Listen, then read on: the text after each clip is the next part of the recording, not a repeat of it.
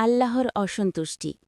বাবা মাকে কষ্ট দিলে বা তাদের অবাধ্য হলে আল্লাহ তাআলা অসন্তুষ্ট হন। রাসূলুল্লাহ সাল্লাল্লাহু আলাইহি ওয়াসাল্লাম বলেছেন, আল্লাহর সন্তুষ্টি পিতার সন্তুষ্টিতে এবং আল্লাহর অসন্তুষ্টি পিতার অসন্তুষ্টিতে নিহিত। তিরমিজি। জাহান্নামের কারণ। বাবা মায়ের অবাধ্যতা বা তাদেরকে কষ্ট দেওয়া কবিরা গুনাহ এবং এর ফলস্বরূপ জাহান্নামে যাওয়ার শাস্তির কথা বলা হয়েছে। জান্নাত লাভের সুযোগ। বাবা মায়ের সেবা করা এবং তাদের মন জয় করা জান্নাত লাভের অন্যতম সহজ পথ।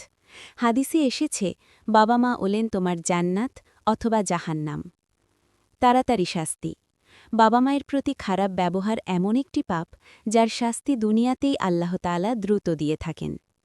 এই হাদিসগুলো নির্দেশ করে যে বাবা মাকে কষ্ট দেওয়া একটি মারাত্মক পাপ এবং তাদের প্রতি সম্মান, সেবা ও বাধ্যতা প্রদর্শন করা প্রতিটি মুসলমানের জন্য ফরজ।